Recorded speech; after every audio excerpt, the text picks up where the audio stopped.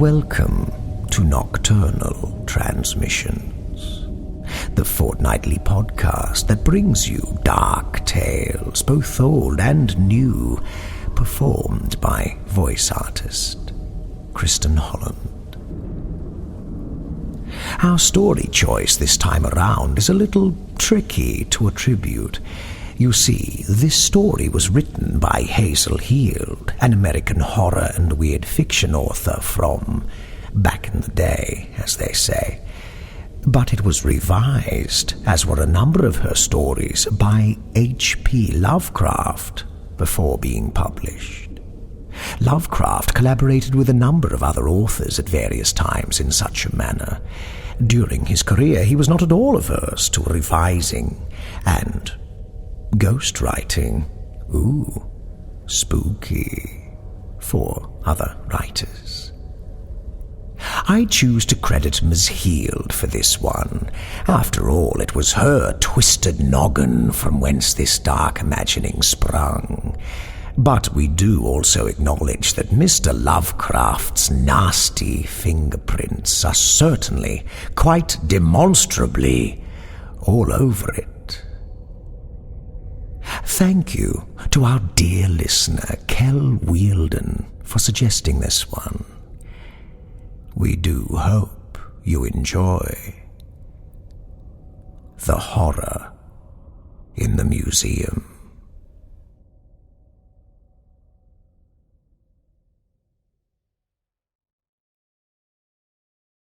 It was languid curiosity which first brought Stephen Jones to Rogers Museum. Someone had told him about the queer underground place in Southwark Street across the river, where waxen things so much more horrible than the worst effigies at Madame Tussauds were shown, and he had strolled in one April day to see how disappointing he would find it. Oddly, he was not disappointed. There was something different and distinctive here, after all. Of course, the usual gory commonplaces were present: Landru, Dr. Crippen, Madame de Meurs, Rizzio, Lady Jane Grey, endless maimed victims of war and revolution, and monsters like Gilles de Rais and Marquis de Sade. But there were other things which had made him breathe faster and stay till the ringing of the closing bell. The man who had fashioned this collection could be no ordinary mountebank. There was imagination, even a kind of diseased genius in some of this stuff. Later he had learned about George Rogers. The man had been on the Tussauds staff, but some trouble had developed which led to his discharge.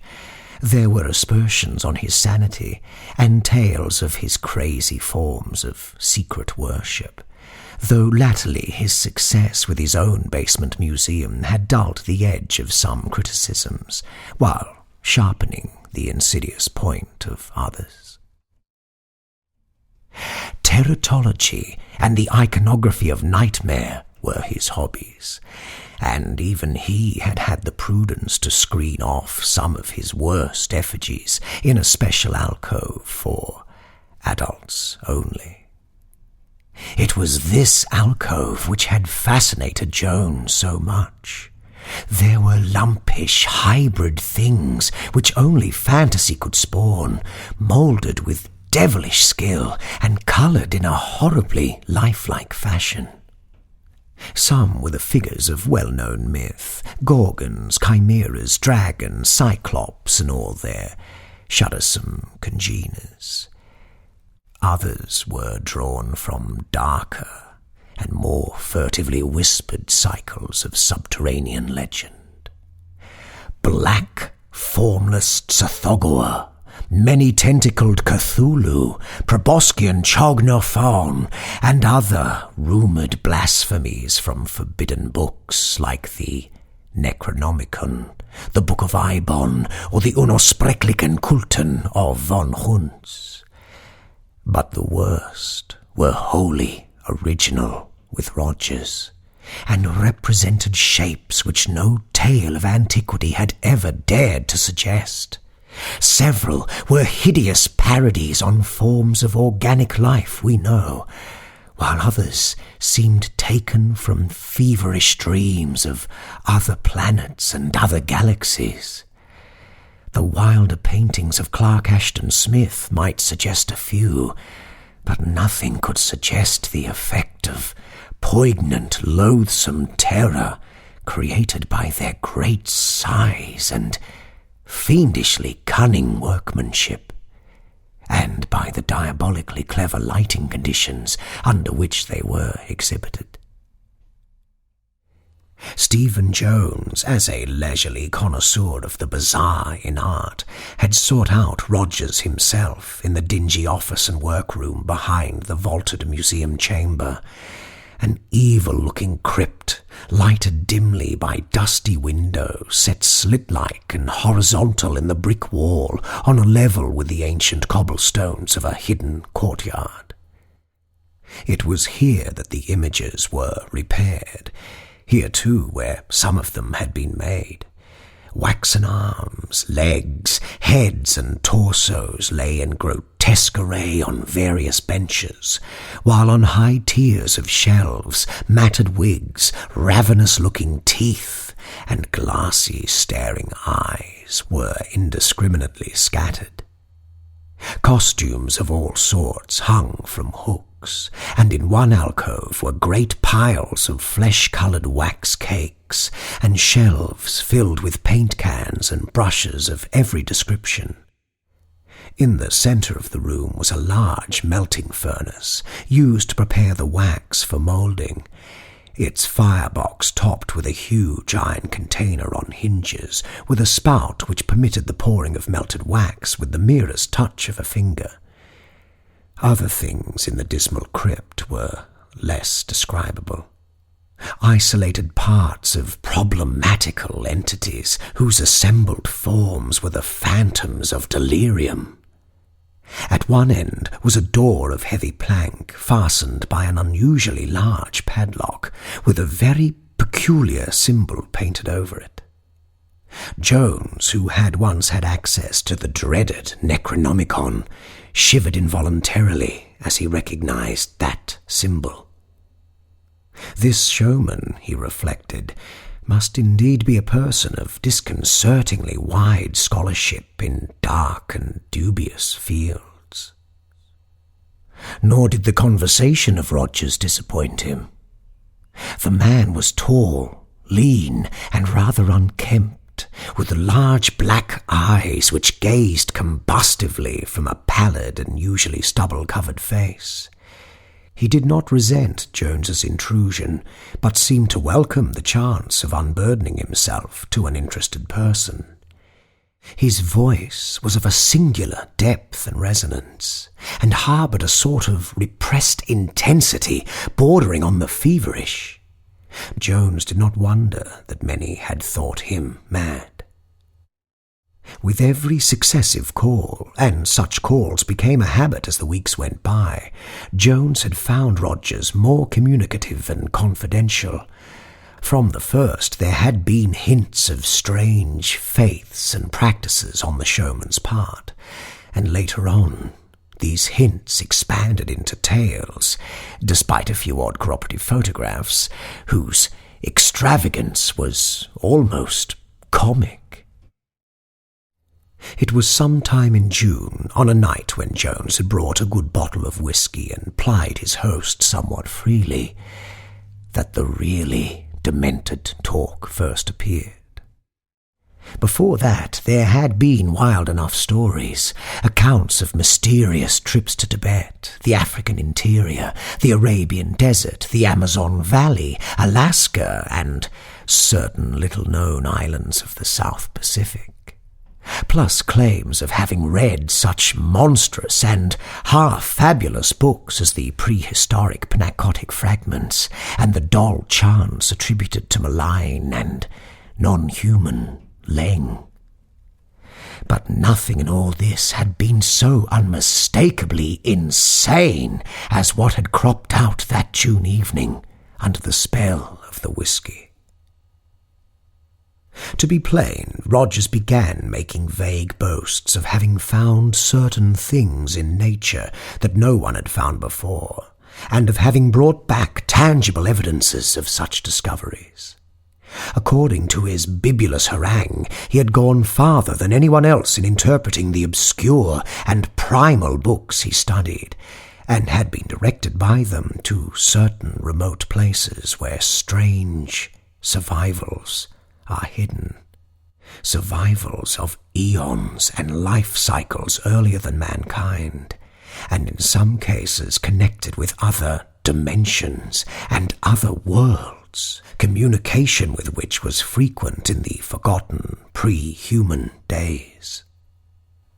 Jones marvelled at the fancy that could conjure up such notions, and wondered just what Rogers's mental history had been.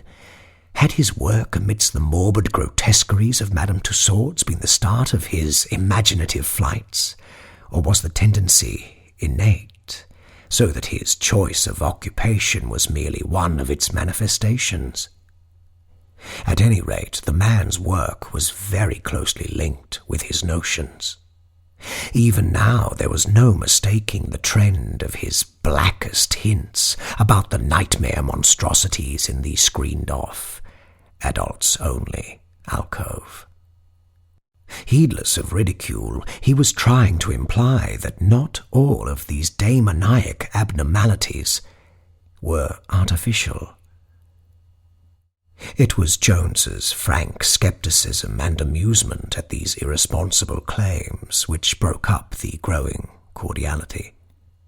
Rogers, it was clear, took himself very seriously, for he now became morose and resentful, continuing to tolerate Jones only through a dogged urge to break down his wall of urbane and complacent incredulity. Wild tales and suggestions of rites and sacrifices to nameless elder gods continued, and now and then Rogers would lead his guest to one of the hideous blasphemies in the screened-off alcove, and point out features difficult to reconcile with even the finest human craftsmanship. Jones continued his visits through sheer fascination, though he knew he had forfeited his host's regard. At times he would try to humour Rogers with pretended assent to some mad hint or assertion, but the gaunt showman was seldom to be deceived by such tactics. The tension came to a head later in September. Jones had casually dropped into the museum one afternoon and was wandering through the dim corridors whose horrors were now so familiar when he heard a very peculiar sound from the general direction of Roger's workroom. Others heard it too, and started nervously as the echoes reverberated through the great vaulted basement. The three attendants exchanged odd glances, and one of them, a dark, taciturn, foreign-looking fellow who always served Rogers as a repairer and assistant designer, smiled in a way which seemed to puzzle his colleagues, and which grated very harshly on some facet of Jones's sensibilities. It was the yelp or scream of a dog, and was such a sound as could be made only under conditions of the utmost fright and agony combined. Its stark, anguished frenzy was appalling to hear, and in this setting of grotesque abnormality it held a double hideousness.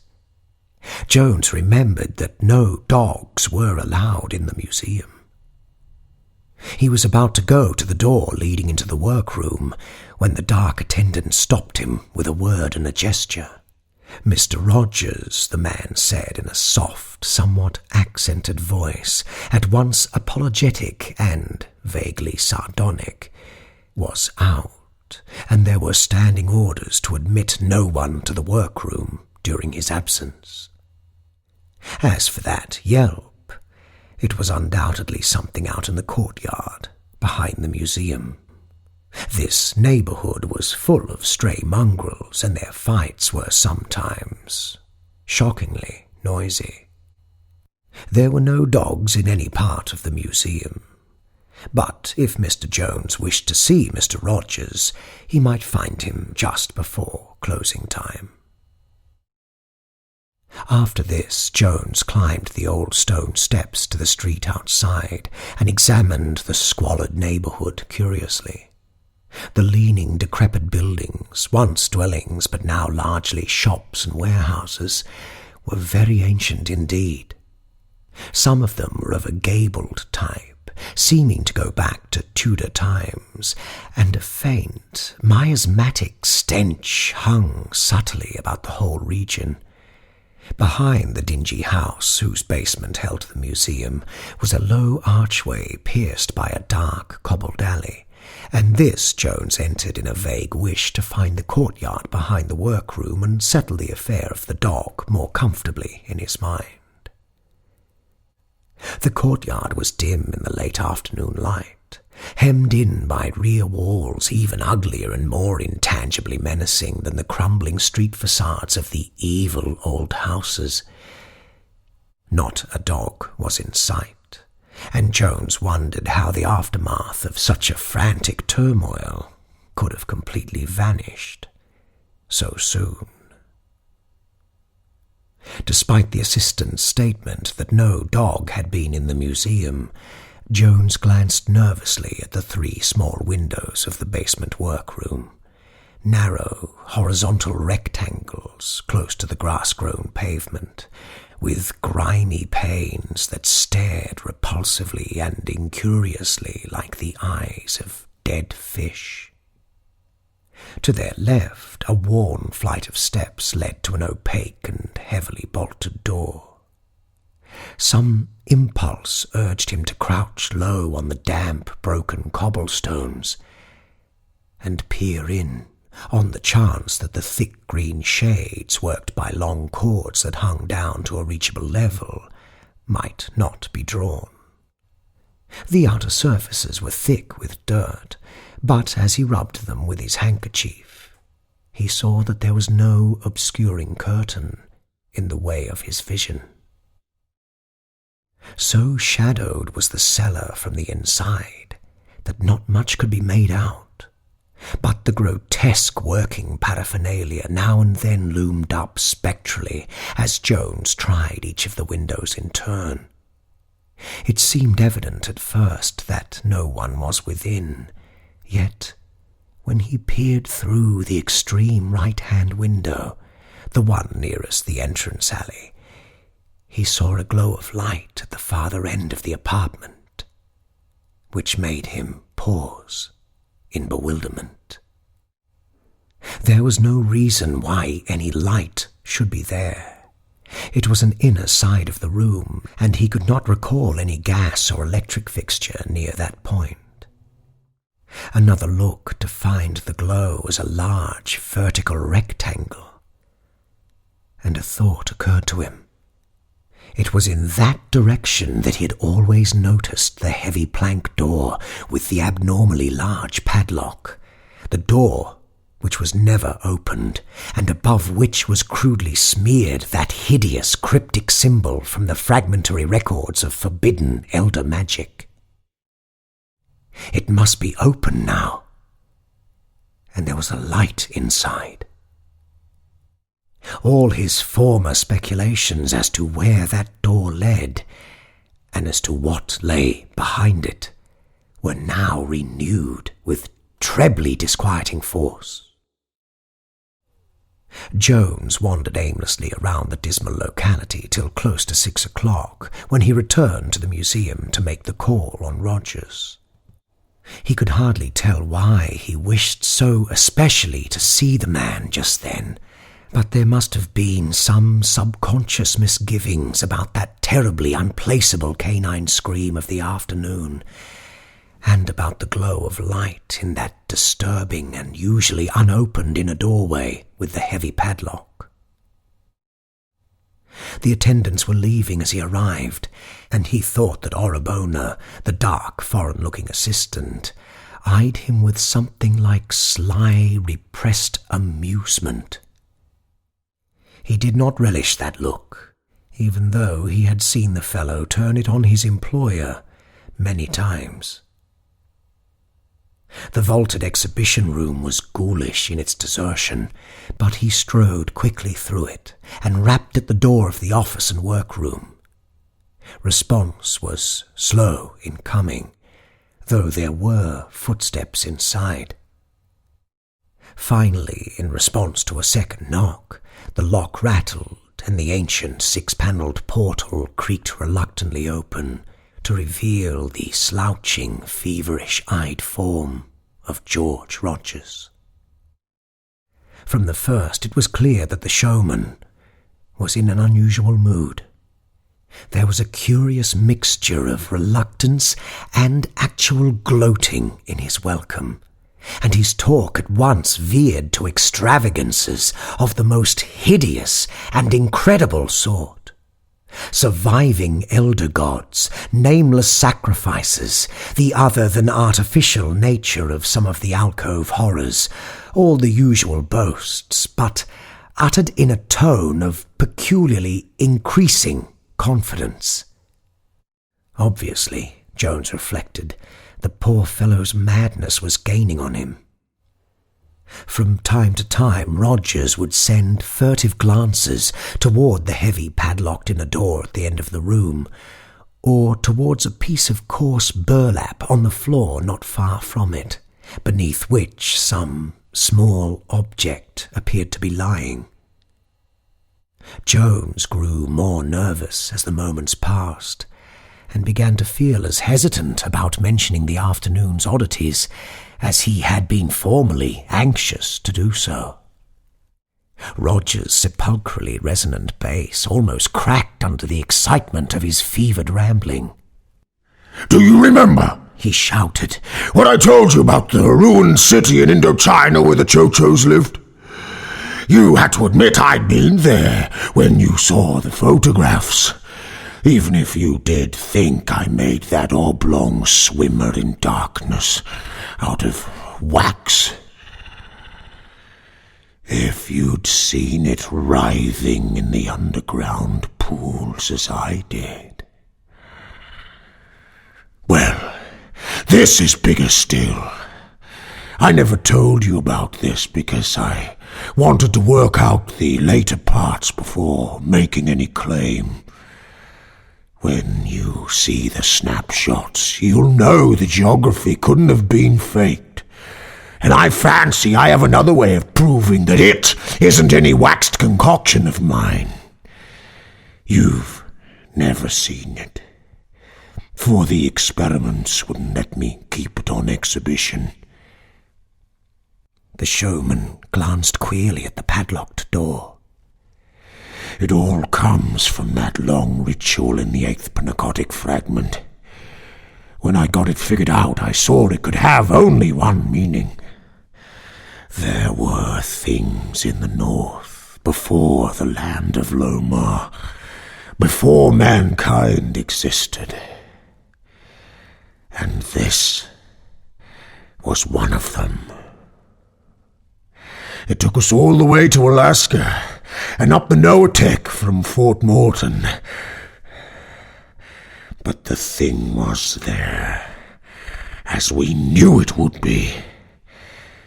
Great cyclopean ruins, acres of them. There was less left than we had hoped for, but after 3 million years, what could one expect? And weren't the Eskimo legends all in the right direction? We couldn't get one of the beggars to go with us, and had to sledge all the way back to Nome for Americans. Orabona was no good up in that climate. It made him sullen and hateful. I'll tell you later how we found it. When we got the ice blasted out of the pylons of the central ruin, the stairway was just as we knew it would be. Some carving still there, and it was no trouble keeping the Yankees from following us in. Orabona shivered like a leaf. You'd never think it from the damned insolent way he struts around here. He knew enough of the elder law to be properly afraid. The eternal light was gone, but our torches showed enough. We saw the bones of others who had been before us, eons ago, when the climate was warm. Some of those bones were of things you couldn't even imagine. At the third level down, we found the ivory throne the fragments said so much about. And I may as well tell you, it wasn't empty. The thing on that throne didn't move, and we knew then that it needed the nourishment of sacrifice. But we didn't want to wake it then. Better to get it to London first. Orabona and I went to the surface for the big box. But when we had packed it, we couldn't get it up the 3 flights of steps. These steps weren't made for human beings, and their size bothered us. Anyway, it was devilish heavy. We had to have the Americans down to get it out. They weren't anxious to go into the place. But of course, the worst thing was safely inside the box. We told them it was a batch of ivory carvings, archaeological stuff. And after seeing the carved throne, they probably believed us. It's a wonder they didn't suspect hidden treasure and demand a share. They must have told queer tales around Nome later on. Though I doubt if they ever went back to those ruins, even for the ivory throne. Rogers paused, felt around in his desk and produced an envelope of good-sized photographic prints. Extracting one and laying it face down before him, he handed the rest to Jones. The set was certainly an odd one. Ice-clad hills, dog sledges, men in furs, and vast tumbled ruins against a background of snow. Ruins whose bizarre outlines and enormous stone blocks could hardly be accounted for. One flashlight view showed an incredible interior chamber with wild carvings and a curious throne whose proportion could not have been designed for a human occupant. The carvings on the gigantic masonry, high walls and peculiar vaulting overhead were mainly symbolic and involved both wholly unknown designs and certain hieroglyphs darkly cited in obscene legends. Over the throne loomed the same dreadful symbol which was now painted on the workroom wall above the padlocked plank door. Jones darted a nervous glance at the closed portal. Assuredly, Rogers had been to strange places and had seen strange things. Yet this mad interior picture might easily be a fraud, taken from a very clever stage setting. One must not be too credulous. But Rogers was continuing. Well, we shipped the box from Nome and got to London without any trouble. That was the first time we'd ever brought back anything that had a chance of coming alive. I didn't put it on display because there were more important things to do for it. It needed the nourishment of sacrifice, for it was a god. Of course, it couldn't get the sort of sacrifices which it used to have in its day, for such things don't exist now. But there were other things which might do. The blood is the life, you know. Even the lemurs and elementals that are older than the earth will come when the blood of men or beasts is offered under the right conditions. The expression on the narrator's face was growing very alarming and repulsive, so that Jones fidgeted involuntarily in his chair. Rogers seemed to notice his guest's nervousness and continued with a distinctly evil smile. It was last year that I got it, and ever since then I've been trying rites and sacrifices. Orabona hasn't been much help, for he was always against the idea of waking it. He hates it, probably because he's afraid of what it will come to mean. He carries a pistol all the time to protect himself. Fool, as if there were human protection against it. If I ever see him draw that pistol, I'll strangle him. He wanted me to kill it and make an effigy of it, but I've stuck to my plans, and I'm coming out on top, in spite of all the cowards like Orabona and damn sniggering skeptics like you, Jones. I've chanted the rites and made certain sacrifices, and last week the transition came. The sacrifice was received and enjoyed. Rogers actually licked his lips, while Jones held himself uneasily rigid. The showman paused and rose, crossing the room to the piece of burlap at which he had glanced so often. Bending down, he took hold of one corner as he spoke again. You've laughed enough at my work. Now it's time for you to get some facts. Orabona tells me you heard a dog screaming around here this afternoon. Do you know what that meant? Jones started. For all his curiosity, he would have been glad to get out without further light on the point which had so puzzled him. But Rogers was inexorable, and began to lift the square of burlap. Beneath it lay a crushed, almost shapeless mass which Jones was slow to classify. Was it a once living thing which some agency had flattened, sucked dry of blood, punctured in 1,000 places, and wrung into a limp, broken-boned heap of grotesqueness? After a moment, Jones realized what it must be. It was what was left of a dog. A dog, perhaps of considerable size and whitish colour. Its breed was past recognition, for distortion had come in nameless and hideous ways.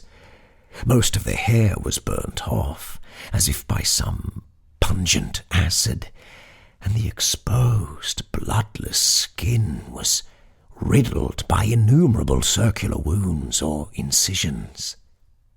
The form of torture necessary to cause such results was past imagining.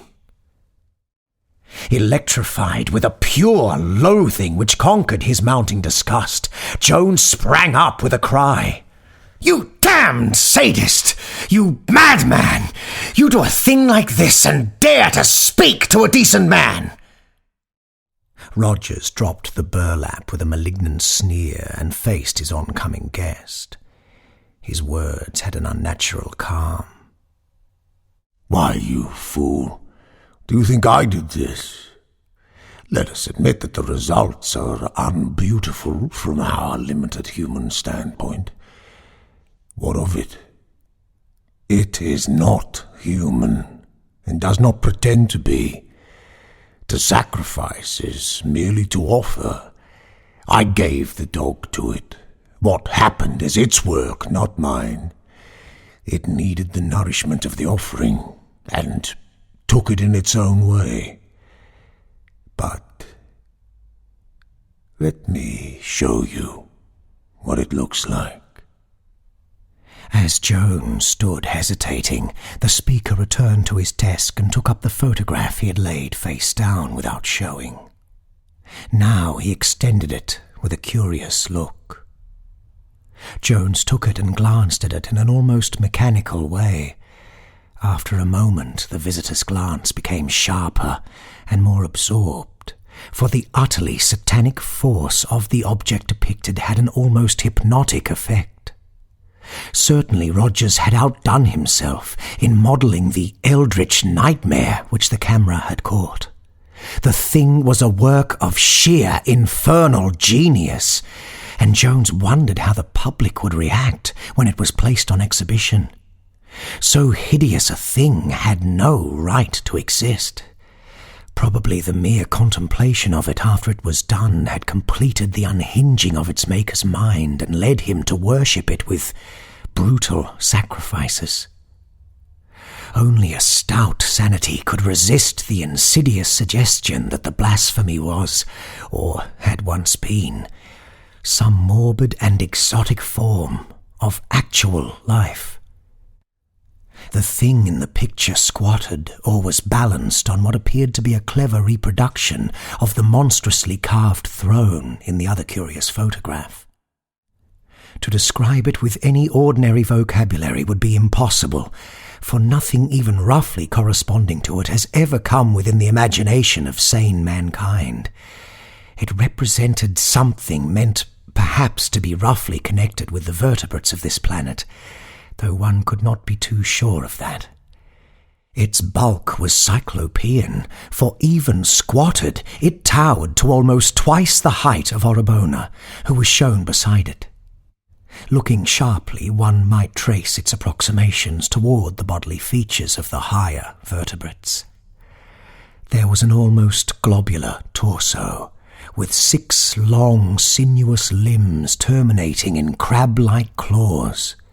From the upper end, a subsidiary globe bulged forward bubble-like, its triangle of 3 staring fishy eyes, its foot-long and evidently flexible proboscis, and a distended lateral system analogous to gills, suggesting that it was a head.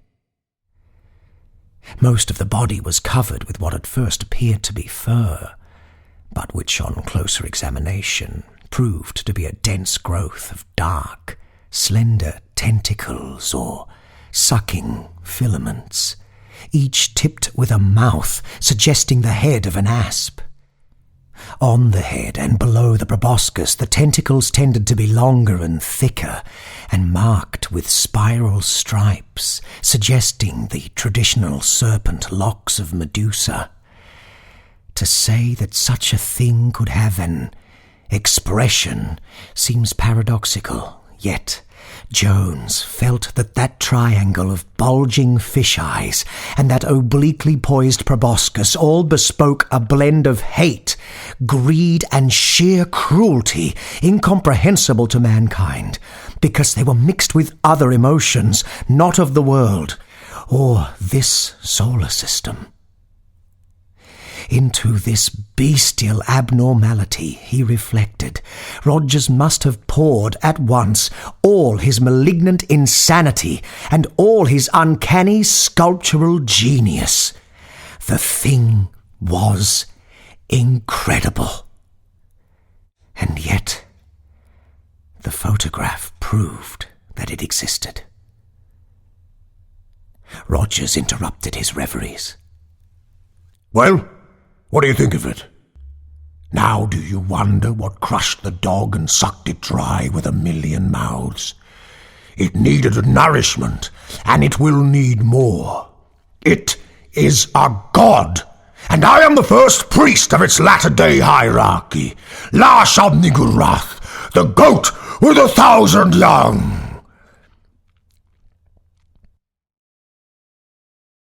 Jones lowered the photograph in disgust and pity. "See here, Rogers, this won't do. There are limits, you know. It's a great piece of work and all that, but it isn't good for you. Better not see it any more. Let Orobona break it up and try to forget about it. And let me tear this beastly picture up too." With a snarl, Rogers snatched the photograph and returned it to the desk. "Idiot, you! And you still think it's all a fraud? You still think I made it, and you still think my figures are nothing but lifeless wax? Why, damn you, you're a worse clod than a wax image yourself! But I've got proof this time, and you're going to know. Not just now, for it is resting after the sacrifice. But later. Oh yes, you will not doubt the power of it then. As Rogers glanced toward the padlocked inner door, Jones retrieved his hat and stick from a nearby bench. "Very well, Rogers. Let it be later. I must be going now, but I'll call around tomorrow afternoon. Think my advice over, and see if it doesn't sound sensible. Ask Orobono what he thinks, too." Rogers actually bared his teeth in wild beast fashion. Must be going now, eh? Afraid after all. Afraid for all your bold talk. You say the effigies are only wax, and yet you run away when I begin to prove that they aren't. You're like the fellows who take my standing bet that they daren't spend the night in the museum. They come boldly enough, but after an hour they shriek and hammer to get out. Want me to ask Orobono, eh? You two, always against me. You want to break down the coming earthly reign of it. Jones preserved his calm.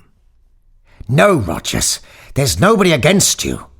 And I'm not afraid of your figures either, much as I admire your skill.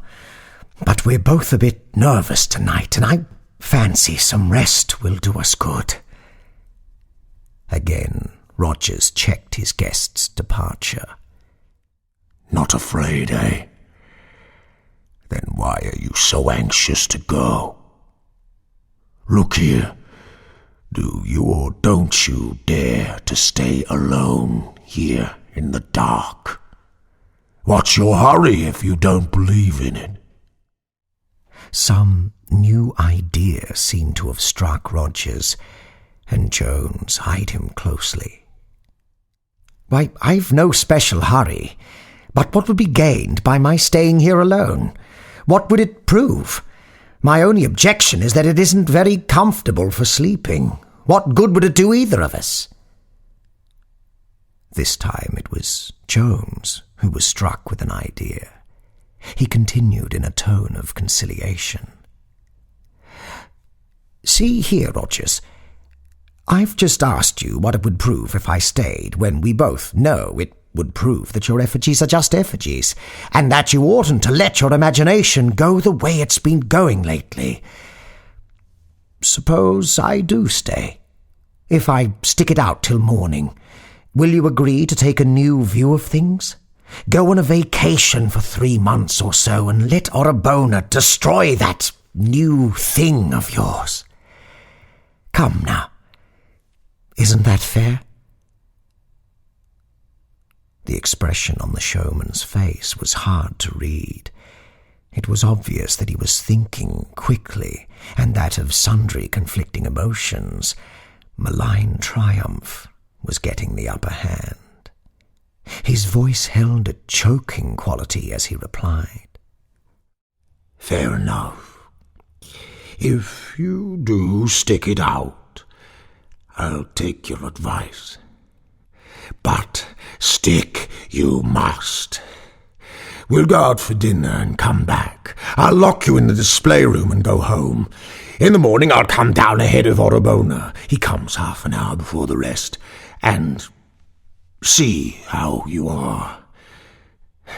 But don't try it unless you are very sure of your skepticism. Others have backed out. You have that chance. And I suppose a pounding on the outer door would always bring a constable. You might not like it so well after a while. You'll be in the same building, though not in the same room, with it. As they left the rear door into the dingy courtyard, Rogers took with him the piece of burlap, weighted with a gruesome burden. Near the centre of the court was a manhole whose cover the showman lifted quietly, and with a shuddersome suggestion of familiarity. Burlap and all, the burden went down to the oblivion of a cloacal labyrinth. Jones shuddered, and almost shrank from the gaunt figure at his side as they emerged into the street. By unspoken mutual consent, they did not dine together, but agreed to meet in front of the museum at 11. Jones hailed a cab and breathed more freely when he had crossed Waterloo Bridge and was approaching the brilliantly lighted Strand. He dined at a quiet cafe, and subsequently went to his home in Portland Place to bathe and get a few things.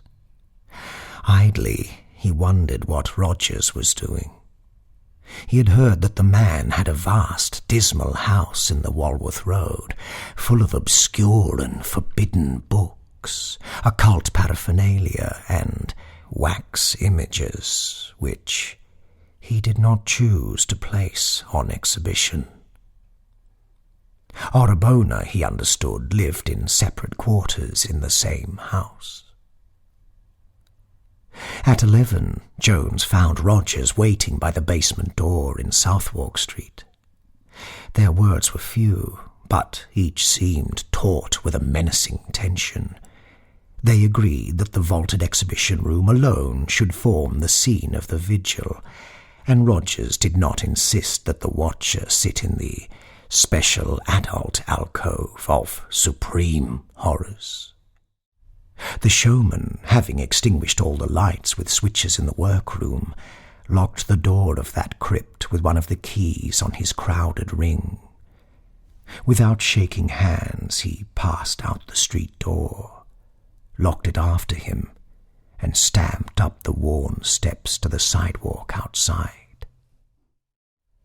As his tread receded, Jones realized that the long, tedious vigil had commenced. Later, in the utter blackness of the great arched cellar, Jones cursed the childish naivety which had brought him there. For the first half hour he had kept flashing on his pocket light at intervals, but now, just sitting in the dark on one of the visitors' benches had become a more nerve-wracking thing.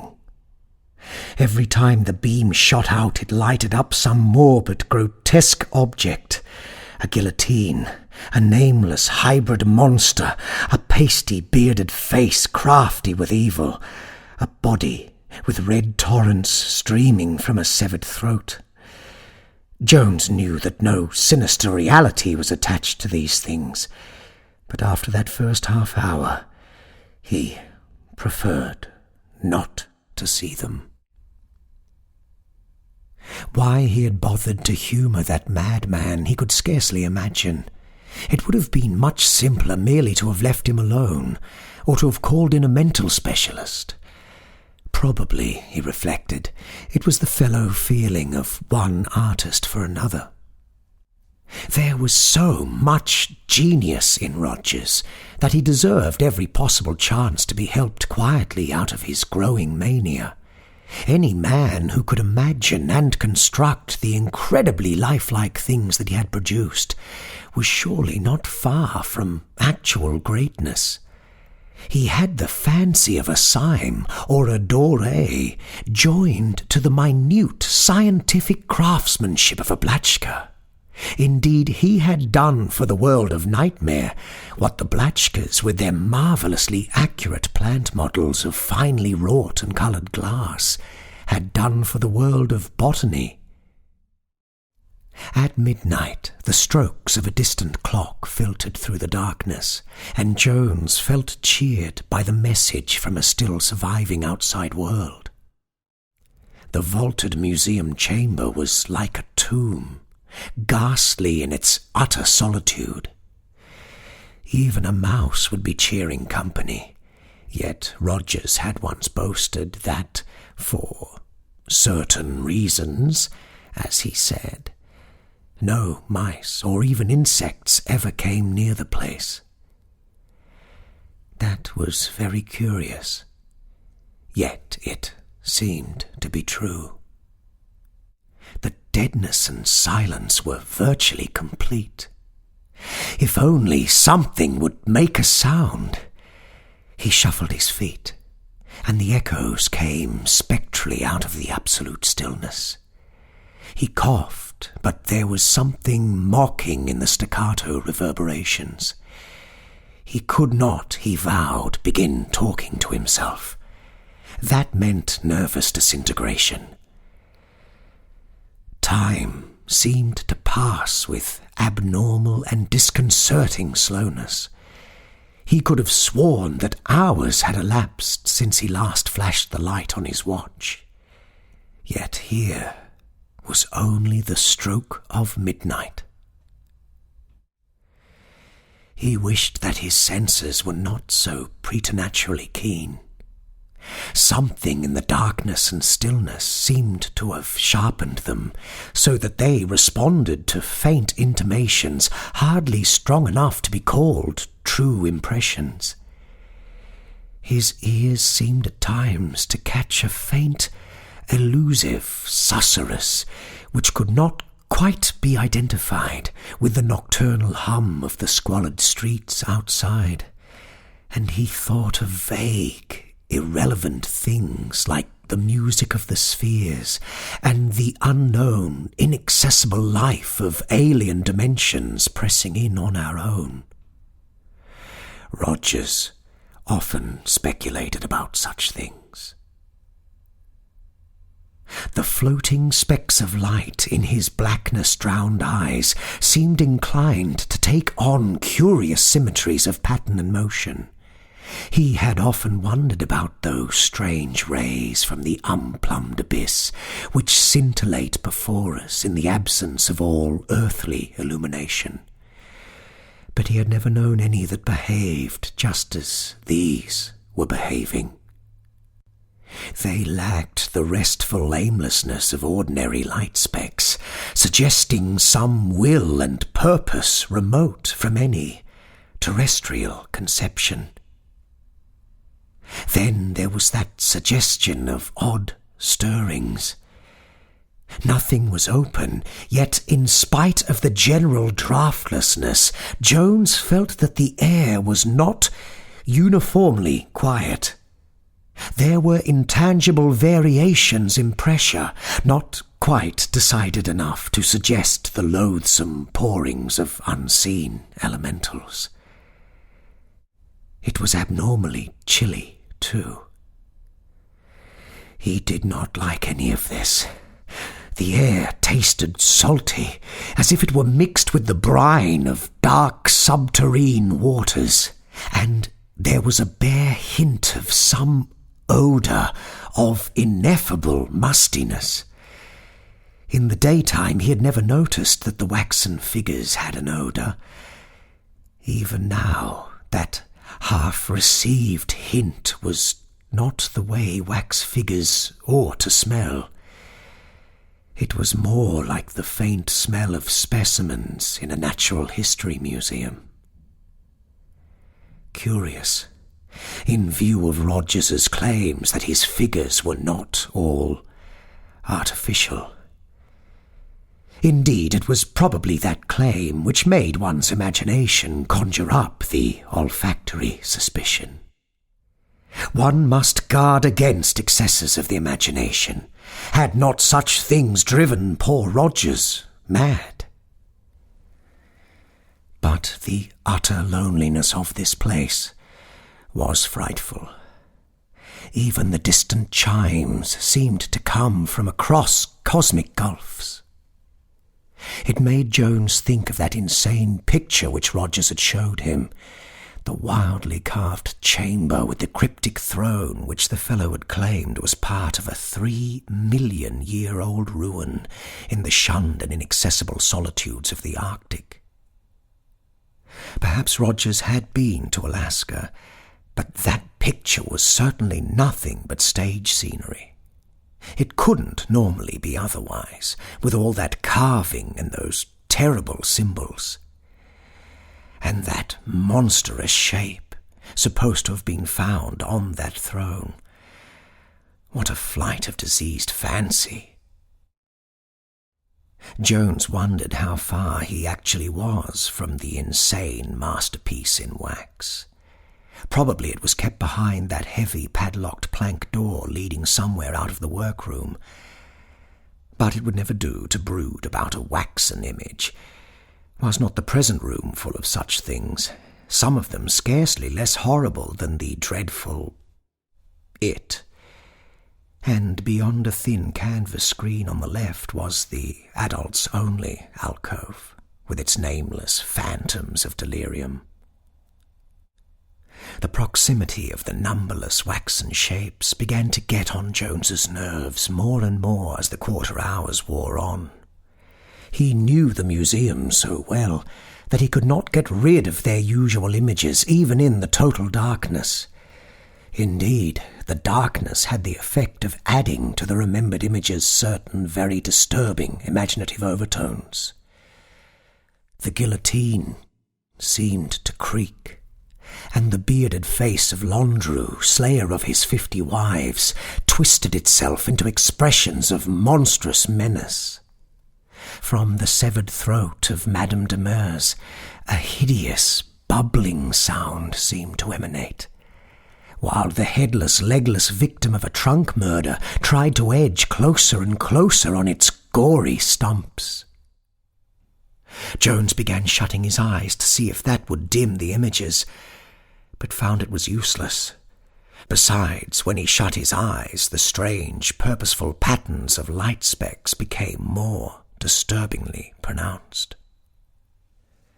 Then, suddenly, he began trying to keep the hideous images he had formerly been trying to banish. He tried to keep them because they were giving place to still more hideous ones.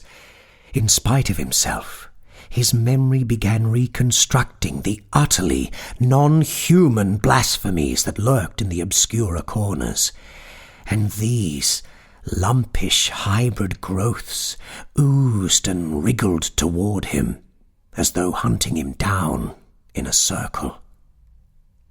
Black Tsathogawa moulded itself from a toad-like gargoyle to a long, sinuous line with hundreds of rudimentary feet, and a lean, rubbery night-gaunt spread its wings as if to advance and smother the watcher. Jones braced himself to keep from screaming. He knew he was reverting to the traditional terrors of his childhood, and resolved to use his adult reason to keep the phantoms at bay. It helped a bit, he found, to flash the light again. Frightful as were the images it showed, these were not as bad as what his fancy called out of the utter blackness. But there were drawbacks. Even in the light of his torch, he could not help suspecting a slight, furtive trembling on the part of the canvas partition screening off the terrible, adults-only alcove. He knew what lay beyond, and shivered. Imagination called up the shocking form of fabulous Yog-Sothoth, Onya-Congeries of iridescent globes, yet stupendous in its malign suggestiveness. What was this accursed mass slowly floating toward him and bumping on the partition that stood in the way? A small bulge in the canvas far to the right suggested the sharp horn of Knopfke, the hairy myth-thing of the Greenland ice that walked sometimes on 2 legs, sometimes on 4, and sometimes on 6. To get this stuff out of his head, Jones walked boldly toward the hellish alcove, with torch burning steadily. Of course, none of his fears were true. Yet, were not the long facial tentacles of great Cthulhu actually swaying slowly and insidiously. He knew they were flexible, but he had not realized that the draft caused by his advance was enough to set them in motion. Returning to his former seat outside the alcove, he shut his eyes and let the symmetrical light specks do their worst. The distant clock boomed a single stroke. Could it be only one? He flashed the light on his watch and saw that it was precisely that hour. It would be hard indeed waiting for morning. Rogers would be down at about 8 o'clock, ahead of Eve and Orabona. It would be light outside in the main basement long before that. But none of it could penetrate here. All the windows in this basement had been bricked up, but the 3 small ones facing the court. A pretty bad wait, all told. His ears were getting most of the hallucinations now, for he could swear he heard stealthy, plodding footsteps in the workroom beyond the closed and locked door. He had no business thinking of that unexhibited horror which Rogers called it. The thing was a contamination. It had driven its maker mad, and now even its picture was calling up imaginative terrors. It could not be in the workroom. It was very obviously beyond that padlocked door of heavy planking. Those steps were certainly pure imagination.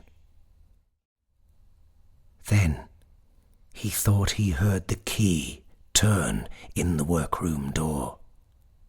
Flashing on his torch, he saw nothing but the ancient 6-panelled portal in its proper position. Again he tried darkness and closed eyes, but there followed a harrowing illusion of creaking. Not the guillotine this time, but the slow, furtive opening of the workroom door. He would not scream. Once he screamed, he would be lost. There was a sort of padding or shuffling audible now, and it was slowly advancing toward him. He must retain command of himself. Had he not done so when the nameless brain shapes tried to close in on him? The shuffling crept nearer, and his resolution failed. He did not scream, but merely gulped out a challenge. "Who goes there? Who are you? What do you want?" There was no answer, but the shuffling kept on. Jones did not know which he feared most to do, turn on his flashlight or stay in the dark while the thing crept upon him. This thing was different, he felt profoundly, from the other terrors of the evening. His fingers and throat worked spasmodically. Silence was impossible, and the suspense of utter blackness was beginning to be the most intolerable of all conditions. Again he cried out hysterically, "Halt! Who goes there?" as he switched on the revealing beams of his torch. Then, paralyzed by what he saw, he dropped the flashlight and screamed, not once, but many times. Shuffling toward him in the darkness was the gigantic, blasphemous form of a black thing, not wholly ape and not wholly insect. Its hide hung loosely upon its frame, and its rugose, dead-eyed rudiment of a head swayed drunkenly from side to side. Its forepaws were extended, with talons spread wide, and its whole body was taut with murderous malignity, despite its utter lack of facial expression. After the screams and the final coming of darkness, it leaped, and in a moment had Jones pinned to the floor. There was no struggle, for the watcher had fainted. Jones's fainting spell could not have lasted more than a moment, for the nameless thing was apishly dragging him through the darkness when he began recovering consciousness. What started him fully awake were the sounds which the thing was making, or rather, the voice with which it was making them. That voice was human, and it was familiar. Only one living being could be behind the hoarse, feverish accents which were now chanting to an unknown horror. "Law! Law!" It was howling. "I am coming, O Rantagoth, coming with the nourishment. You have waited long and fed ill, but now you shall have what was promised. That and more, for instead of Orobona, it will be one of high degree who had doubted you. You shall crush and drain him with all his doubts, and grow strong thereby. And ever among men he shall be shown as a monument to your glory. Rantagoth, infinite and invincible, I am your slave and high priest. You are hungry, and I provide. I read the sign, and have led you forth. I shall feed you with blood, and you shall feed me with power. La Shab-Niggurath, the goat with 1,000 young." In an instant, all the terrors of the night dropped from Jones like a discarded cloak. He was again master of his mind, for he knew the very earthly and material peril he had to deal with.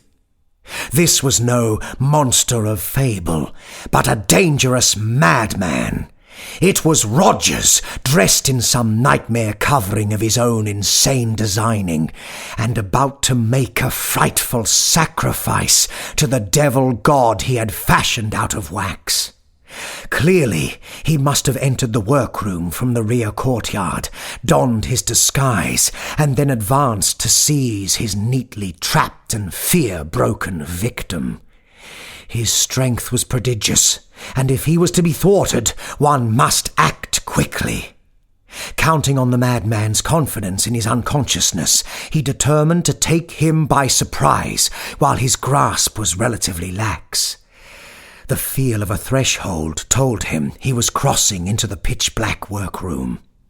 With the strength of mortal fear, Jones made a sudden spring from the half-recumbent posture in which he was being dragged. For an instant he was free of the astonished maniac's hands, and in another instant a lucky lunge in the dark had put his hands at his captor's weirdly concealed throat.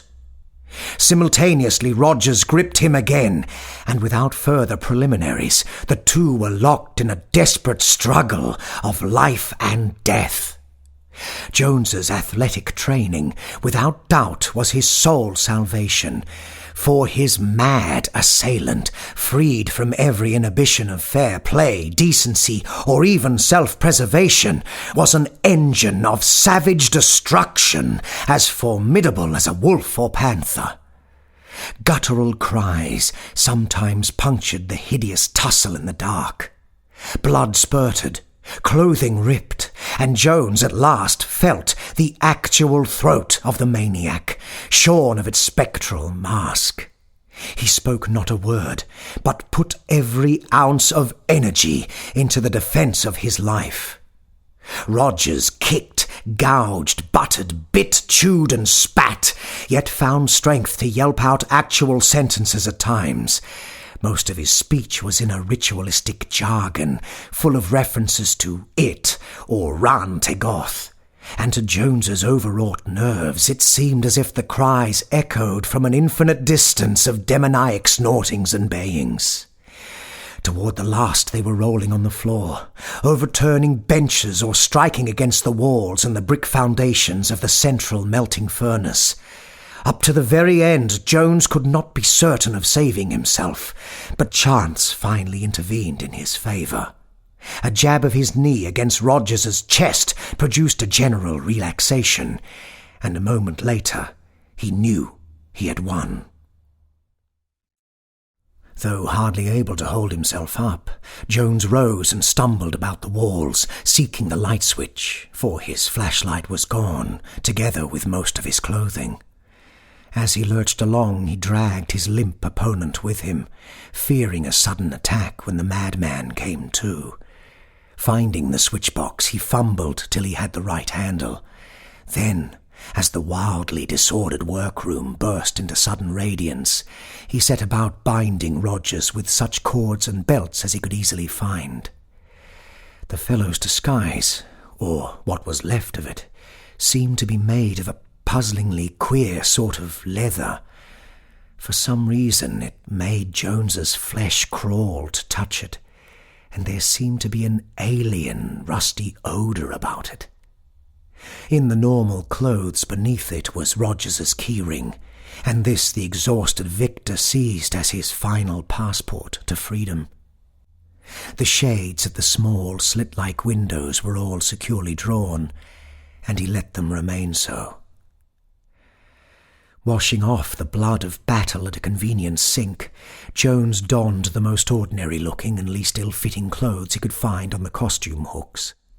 Testing the door to the courtyard, he found it fastened with a spring lock which did not require a key from the inside. He kept the keyring, however, to admit him on his return with aid, for plainly the thing to do was to call in an alienist. There was no telephone in the museum, but it would not take long to find an all-night restaurant or chemist's shop where one could be had. He had almost opened the door to go when a torrent of hideous abuse from across the room told him that Rogers, whose visible injuries were confined to a long, deep scratch down the left cheek, had regained consciousness. "Fool! Spawn of Yoth, Yiddick, and effluvium of Cthulhu, son of the dogs that howl in the maelstrom of Azazoth, you would have been sacred and immortal, and now you are betraying it and its priest. Beware, for it is hungry.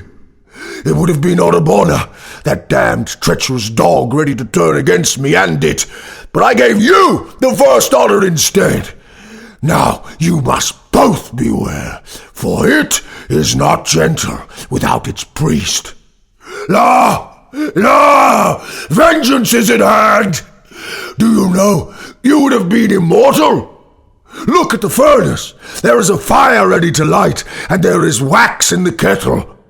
I would have done with you as I have done with other once-living forms. Hey, you who have vowed all my effigies are waxen, would have become a waxen effigy yourself.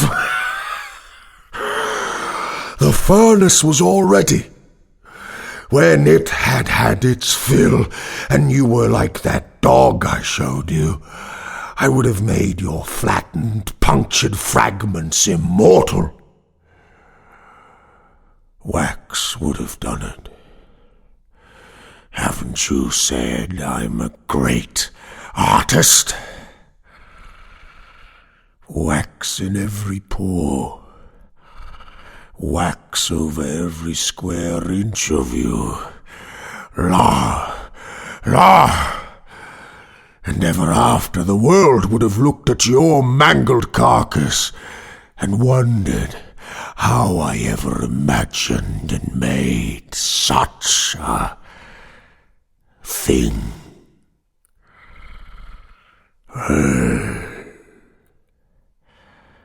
And Orbona would have come next, and others after him, and thus would my waxen family have grown.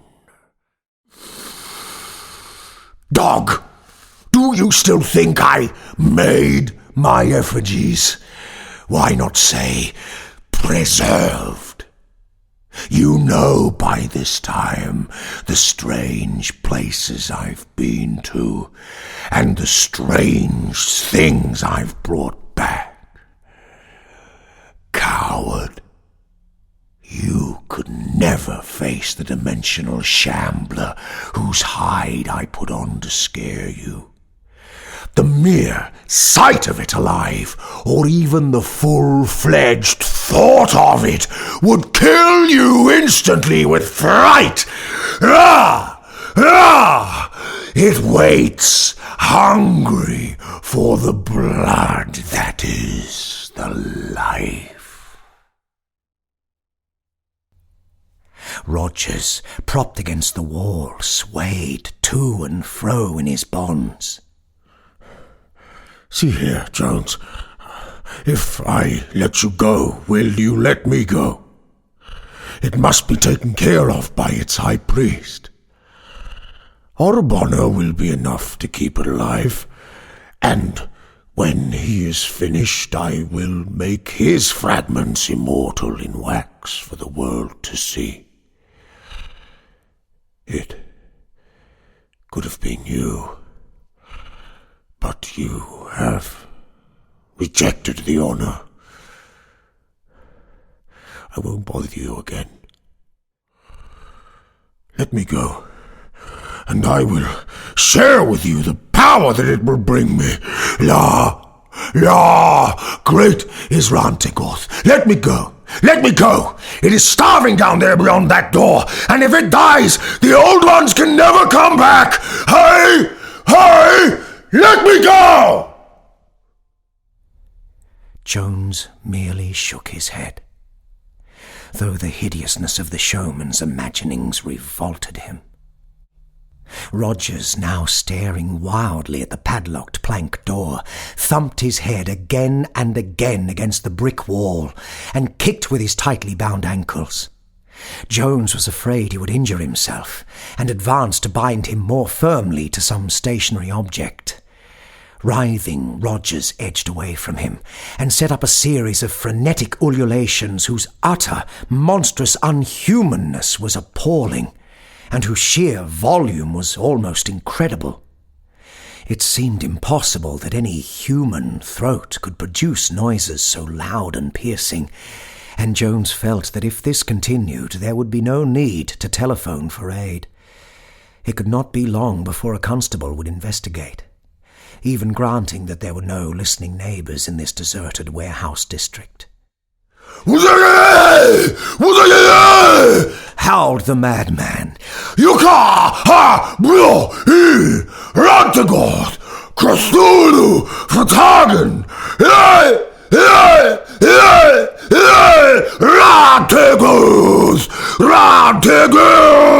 Rantegoth.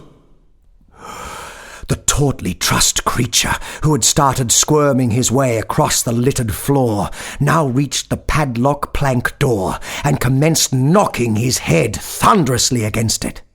Jones dreaded the task of binding him further, and wished he were not so exhausted from the previous struggle. This violent aftermath was getting hideously on his nerves, and he began to feel a return of the nameless qualms he had felt in the dark. Everything about Rogers and his museum was so hellishly morbid and suggestive of black vistas beyond life. It was loathsome to think of the waxen masterpiece of abnormal genius which must at this very moment be lurking close at hand in the blackness beyond the heavy padlocked door. And now something happened which sent an additional chill down Jones's spine, and caused every hair, even the tiny growth on the backs of his hands, to bristle with a vague fright beyond classification. Rogers had suddenly stopped screaming and beating his head against the stout plank door, and was straining up to a sitting posture, head cocked on one side, as if listening intently for something. All at once a smile of devilish triumph overspread his face, and he began speaking intelligibly again, this time in a hoarse whisper, contrasting oddly with his former stentorian howling. Listen, fool. Listen hard. It has heard me, and is coming. Can't you hear it splashing out of its tank down there at the end of the runway? I dug it deep, because there was nothing too good for it. It is amphibious, you know. You saw the gills in the picture. It came to the earth from lead-grey Yugoth, where the cities are under the warm, deep sea. It can't stand up in there. Too tall. Has to sit or crouch. Let me get my keys. We must let it out and kneel down before it. Then we will go out and find a dog or cat. Or perhaps a drunken man. To give it the nourishment it needs. It was not what the madman said, but the way he said it that disorganized Jones so badly. The utter, insane confidence and sincerity in that crazed whisper was so damnably contagious. Imagination with such a stimulus could find an active menace in the devilish wax figure that lurked unseen just beyond the heavy planking. Eyeing the door in unholy fascination, Jones noticed that it bore several distinct cracks, though no marks of violent treatment were visible on this side. He wondered how large a room or closet lay behind it, and how the waxen figure was arranged. The maniac's idea of a tank and runway were as clever as all his other imaginings. Then, in one terrible instant, Jones completely lost the power to draw a breath. The leather belt he had seized for Rogers's further strapping fell from his limp hands, and a spasm of shivering convulsed him from head to foot. He might have known the place would drive him mad, as it had driven Rogers, and now he was mad. He was mad, for he now harboured hallucinations more weird than any which had assailed him earlier that night. The madman was bidding him hear the splashing of a mythical monster in a tank beyond the door, and now, God help him, he did hear it. Rogers saw the spasm of horror reach Jones's face and transform it to a staring mask of fear. He cackled. At last, fool, you believe. At last, you know. You hear it, and it comes. Get me my keys, fool. We must do homage and serve it. But Jones was past paying attention to any human words, mad or sane. Phobic paralysis held him immobile and half-conscious, with wild images racing phantasmagorically through his helpless imagination. There was a splashing, there was a padding or shuffling as of great wet paws on a solid surface. Something was approaching. Into his nostrils, from the cracks in that nightmare plank door, poured a noisome animal stench, like, and yet unlike, that of the mammal cages at the zoological gardens in Regent's Park. He did not know now whether Rogers was talking or not. Everything real had faded away, and he was a statue, obsessed with dreams and hallucinations, so unnatural that they became almost objective and remote from him. He thought he heard a sniffing or snorting from the unknown gulf beyond the door, and when a sudden baying, trumpeting noise assailed his ears, he could not feel sure that it came from the tightly bound maniac, whose image swam uncertainly in his shaken vision. The photograph of that accursed, unseen wax thing persisted in floating through his consciousness. Such a thing had no right to exist. Had it not driven him mad? Even as he reflected, a fresh evidence of madness beset him. Something, he thought, was fumbling with the latch of the heavy padlocked door. It was patting and pawing and pushing at the planks. There was a thudding on the stout wood, which grew louder and louder. The stench was horrible, and now the assault on that door from the inside was a malign, determined pounding like the strokes of a battering ram. There was an ominous cracking, a splintering, a welling fetor, a falling plank, a black paw ending in a crab-like claw. "Help! Help! God help me! Ah!"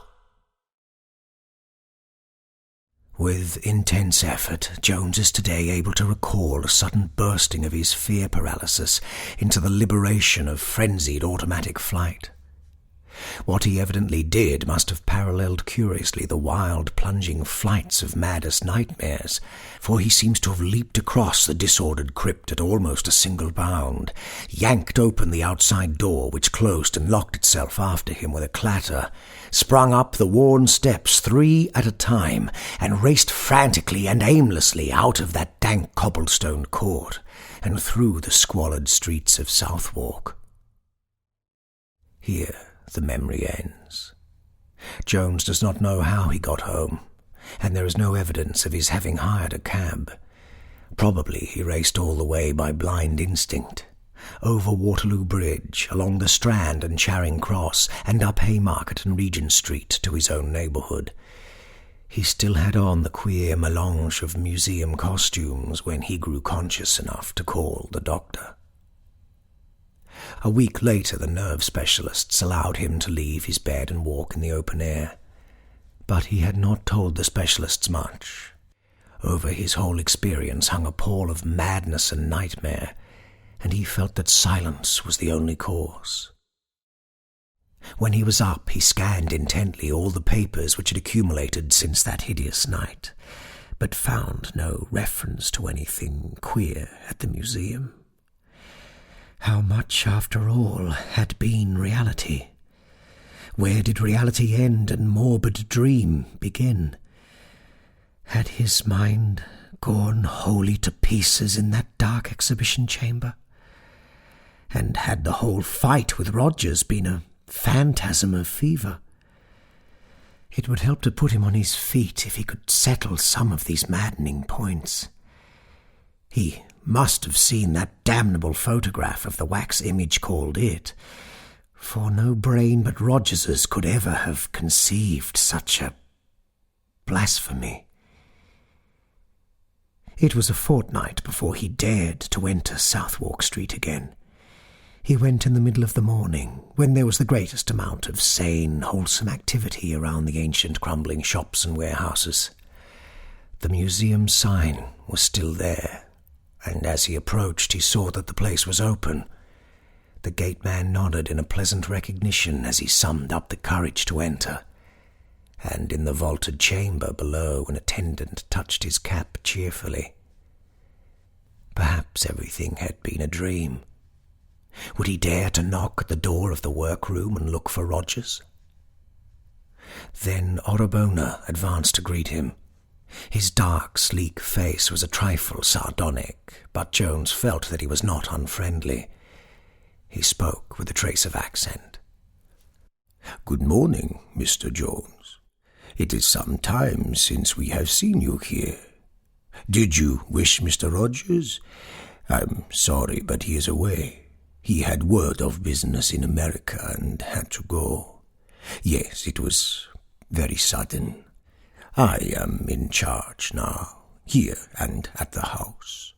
I try to maintain Mr. Rogers' high standard till he is back." The foreigner smiled, perhaps from affability alone. Jones scarcely knew how to reply, but managed to mumble out a few inquiries about the day after his last visit. Orabona seemed greatly amused by the questions, and took considerable care in framing his replies. "Oh, yes, Mr. Jones, the 28th of last month. I remember it for many reasons. In the morning, before Mr. Rogers got here, you understand, I found the workroom in quite a mess. There was a great deal of cleaning up to do. There had been late work, you see. Important new specimen given its secondary baking process. I took complete charge when I came. It was a hard specimen to prepare, but of course Mr. Rogers has taught me a great deal. He is, as you know, a very great artist. When he came, he helped me complete the specimen. Helped very materially, I assure you. But he left soon without even greeting the men. As I tell you, he was called away suddenly. There were important chemical reactions involved. They made loud noises. In fact, some teamsters in the court outside fancy they heard several pistol shots.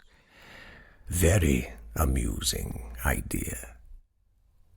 As for the new specimen, that matter is rather unfortunate. It is a great masterpiece, designed and made, you understand, by Mr. Rogers. He will see about it when he gets back. Again, Orabona smiled. The police, you know.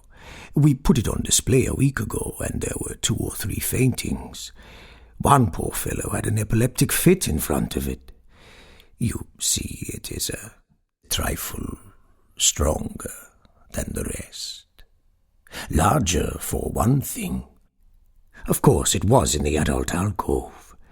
The next day, a couple of men from Scotland Yard looked it over and said it was too morbid to be shown. Said we'd have to remove it. It was a tremendous shame. Such a masterpiece of art. But I didn't feel justified in appealing to the courts in Mr. Rogers' absence. He would not like so much publicity with the police now. But when he gets back...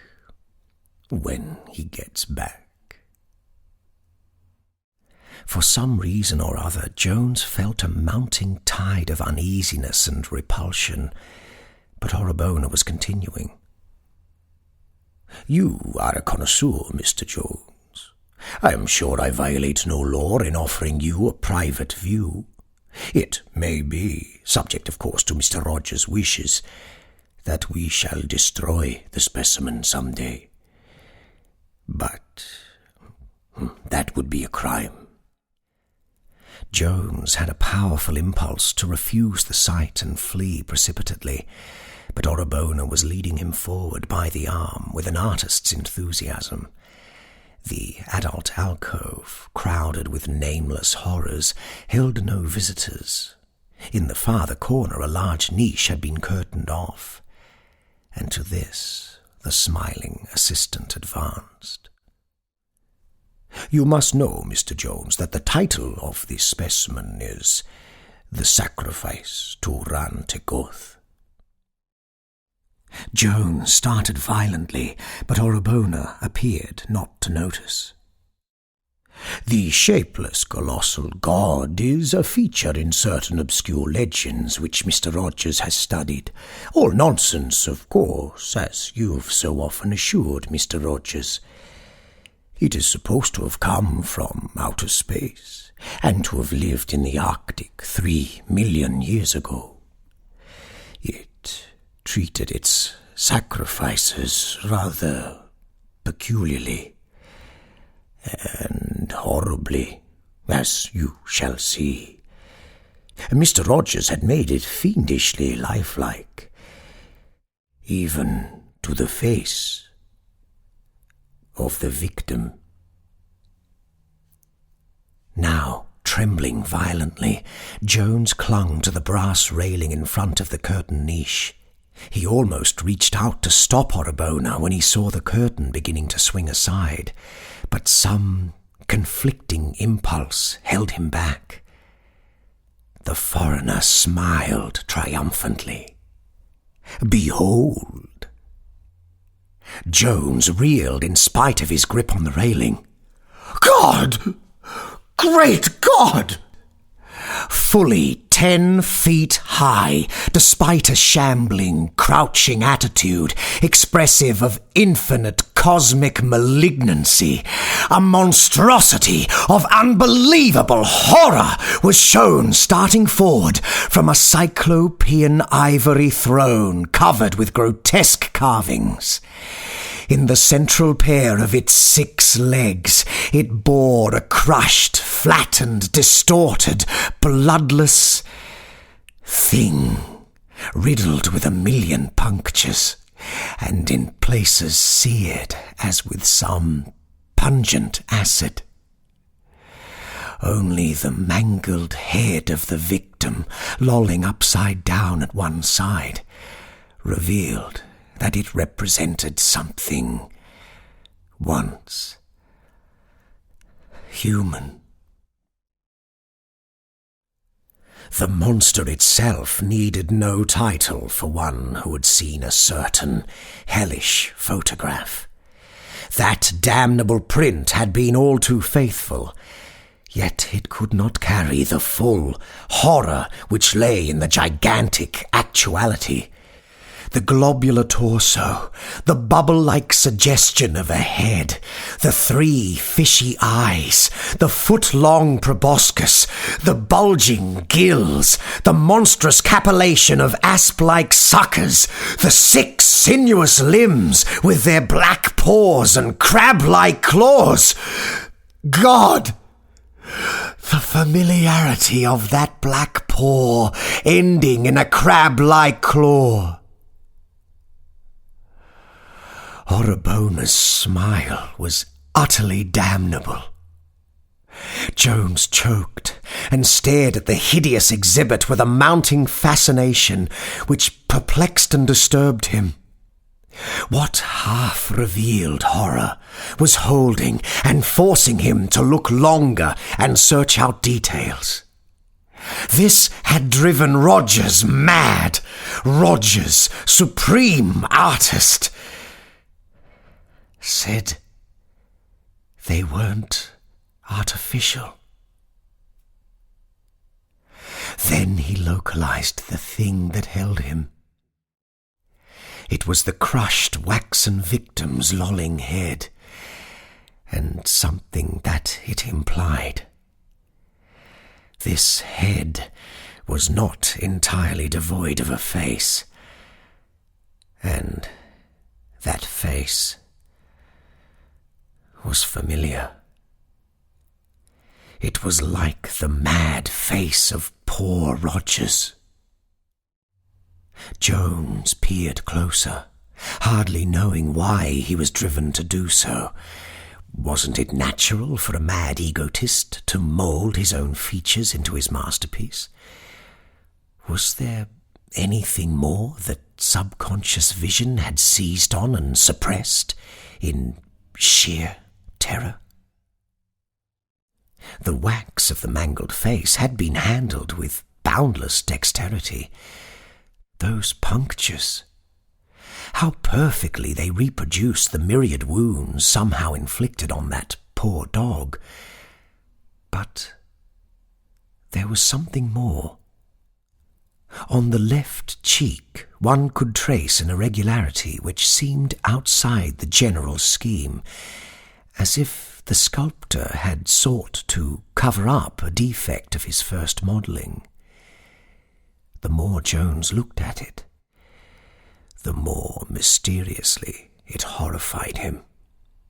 And then, suddenly, he remembered a circumstance which brought his horror to a head.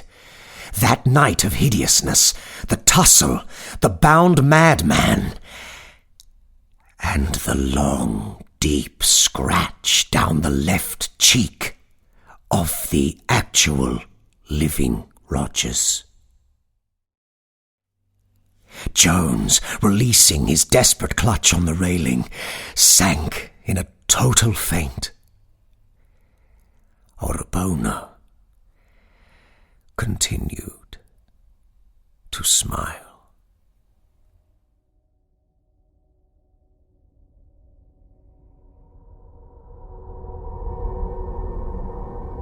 The Horror in the Museum by Hazel, revised by H.P. Lovecraft.